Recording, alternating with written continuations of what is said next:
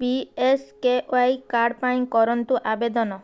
BSKY ସ୍ୱାସ୍ଥ୍ୟ card ନଥିଲେ ତୁରନ୍ତ ଆବେଦନ କରନ୍ତୁ 5T ପଦକ୍ଷେପ।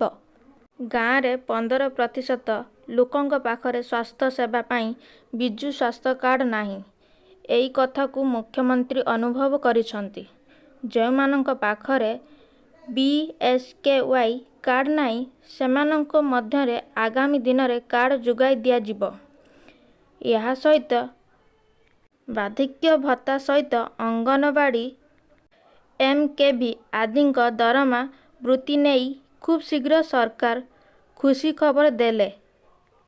5T ଅଧ୍ୟକ୍ଷ କାର୍ତ୍ତିକ ପାଣ୍ଡିଆନ କହିଛନ୍ତି, ଗ୍ରାମାଞ୍ଚଳରେ ଯେଉଁମାନଙ୍କ ପାଖରେ ବିଜୁ ସ୍ୱାସ୍ଥ୍ୟ କଲ୍ୟାଣ ଯୋଜନା କାର୍ଡ଼ ନାହିଁ ସେମାନଙ୍କ ମଧ୍ୟରୁ ସରକାର କାର୍ଡ଼ ଯୋଗାଇ ଦେବେ। ଯେଉଁମାନଙ୍କ ପାଖରେ କାର୍ଡ଼ ନାହିଁ ସେମାନେ ଏଥିପାଇଁ ଆବେଦନ କରିପାରିବେ। ଏହି ନେଇ ମୁଖ୍ୟମନ୍ତ୍ରୀ ନିଷ୍ପତ୍ତି ନେଇଛନ୍ତି। ମୁଖ୍ୟମନ୍ତ୍ରୀ ସମସ୍ତଙ୍କୁ କାର୍ଡ଼ ମିଳୁ ବୋଲି ଚାହୁଁଛନ୍ତି। ଯେଉଁଥିପାଇଁ ଯେଉଁମାନଙ୍କ ପାଖରେ ଏହି କାର୍ଡ଼ ନାହିଁ ସେମାନେ 16 ତାରିଖ ସୁଦ୍ଧା ଆବେଦନ କରିପାରିବେ। 5T ଅଧ୍ୟକ୍ଷ ପାଣ୍ଡିଆନ କହିଛନ୍ତି, ଲକ୍ଷ୍ମୀ ଯୋଜନା ନେଇ କ'ଣ କହିଲେ? ପ୍ରତି ପଞ୍ଚାୟତରୁ ଲକ୍ଷ୍ମୀ ବସ୍ ଯୋଜନା କ୍ରମେ ବସ୍ ଗଡ଼ିବ ବୋଲି 5T ଅଧ୍ୟକ୍ଷ କହିଛନ୍ତି।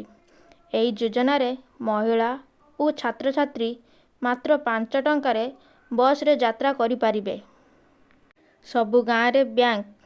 ଗ୍ରାମାଞ୍ଚଳରେ ବ୍ୟାଙ୍କ ସୁବିଧାର ଅଭାବ ଦୂର ପାଇଁ ସରକାର ପ୍ରତି ପଞ୍ଚାୟତରେ ବ୍ୟାଙ୍କ ଖୋଲିବେ।